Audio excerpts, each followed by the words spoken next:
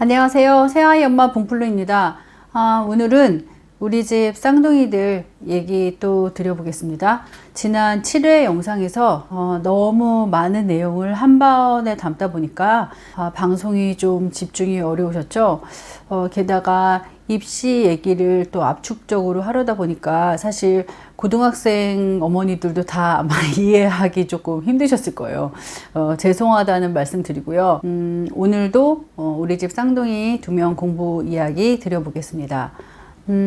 앞서서 영상 보신 분들은 많이 아시겠지만 저희 집 둘째, 셋째 아이는 쌍둥이입니다. 남녀 일란성 쌍둥이고요.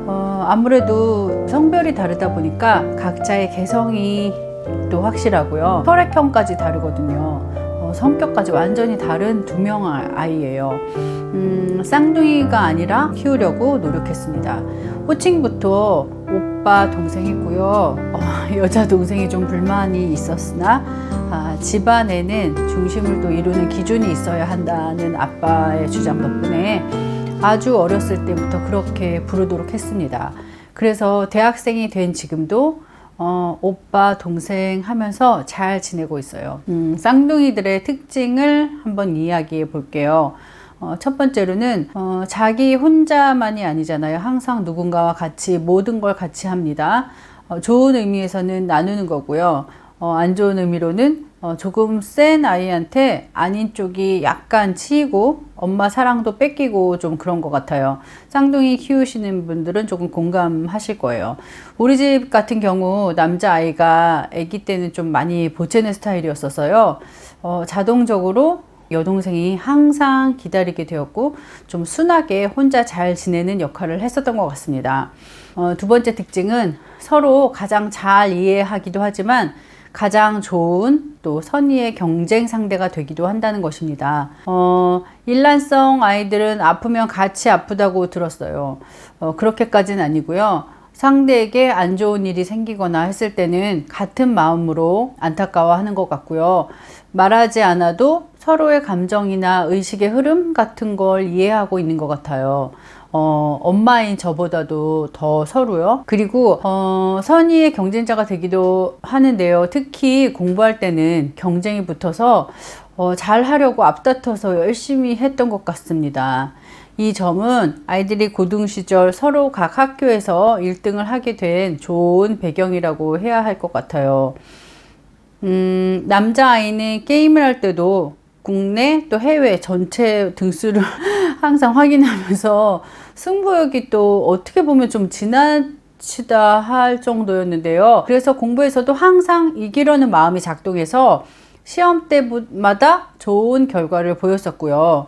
여동생은 오빠가 항상 1등 하는 걸 보고 중3 때까지는 전교권에만 있었는데 고등학생이 되면서 자기 학교에서 또 1등, 2등을 하게 되었습니다. 아마도 여동생에게는 오빠의 성적이 경쟁 상대가 되어서 영향을 미친 것 같습니다. 세 번째 특징요. 혹시 방송 보시는 쌍둥이 부모님이 계시다면 쌍둥이 키우기 정말 힘드시죠? 저도 그런 시간을 다 지났답니다. 저도 진짜 많이 힘들었습니다. 저희 집 경우 또 첫째까지 있는 경우라서 더 그랬는데요. 쌍둥이들은 그렇잖아요. 밤새도록 우유도 번갈아서 먹고 정말 좀 힘듭니다. 특히 중학교 고등학생이 되면서부터는 공부에 또 드는 비용이 정말 2명이기 때문에 조금 한두 과목만 해도 또 2명이기 때문에 딱 2배라는 것이 진짜 실감이 아주 팍팍 됐었습니다. 이렇게 한 명일 때와 달리 힘든 일도 2배지만 또 그 기쁨과 보람은 어떨지요? 지금 한참 크고 있는 연년생 아이들 또는 쌍둥이를 키우고 계신 엄마들 더욱 잘 들어놓고 이 힘듦의 시간을 위안을 삼으시기를 바랍니다. 이렇게 둘 다 커서 대학에 합격해서 학교 다니는 모습을 보면요. 그 기쁨이 2배가 아니에요. 정말 3배, 4배는 되는 것 같습니다. 둘 다 동시에 스카이 합격해서 그렇다고요? 아니에요. 얼른 키워내시고, 나중에 밀려오는 그 4배의 기쁨을, 진정한 기쁨을 맛보시기를 바랍니다. 이렇게 둘이 동시에 전교 1등을 하게 되었던 이유는 선의의 경쟁, 다시 말하면 승부욕인 것 같습니다. 사실 이 승부욕은 어느 정도 타고나야 한다고 보는 것도 맞겠죠. 거기에 자신이 하고 싶은 일, 예를 들면 그게 뭐 게임이든 또 어떤 갖고 싶은 물건이든 아니면 뭐 아이돌 뭐 가수 공연이든 형편에 따라서 지원을 해주고 공부로 연결시키는 노력은 아이들이 성장하는 내내 부모님들의 숙제인 것 같아요. 저희도 그랬었고요. 그래야지 공부에서도 실력 발휘가 되는 것 같습니다. 그러기 위해서는 아이들과 또 부모의 그 소통의 창구는 항상 열어두어야겠죠. 공감대 형성이 부모님과 아이들의 공감대 형성이 참 중요합니다. 자식은 부모의 등을 보고 자란다고 하잖아요. 인생이 얼마나 고됩니까? 사실 저만 그런가요? 살면 살수록 어려워지는 것 같은데요, 저는.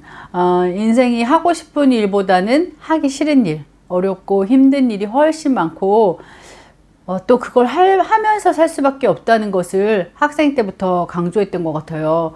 아이들한테 너무 무거운 감정을 실은 건 아닌지 조금 반성도 해봅니다.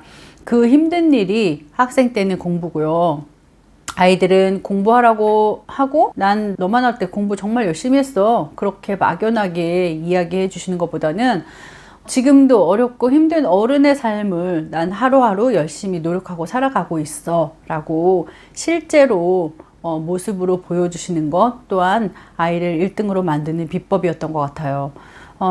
우리 집 경우만 말씀드린 겁니다. 지금까지 우리 집 쌍둥이들 이야기를 드렸습니다. 다음 시간에는 대학 입학 전형에 따른 그 지원 유형과 방법에 대해서 6회 때 다 하지 못한 이야기를 풀어서 방송을 드릴게요. 2명의 아이들이 6개 또 7개 원서를 썼으니까 모두 합쳐서 13개의 경험을 했네요, 제가. 합격과 불합격의 경우도 13가지였어요. 기대해 주시고 많이 시청해 주세요. 구독과 좋아요 눌러주시고 친한 친구들에게도 추천 부탁드릴게요. 지금까지 새아이 엄마 봉풀리였습니다. 감사합니다.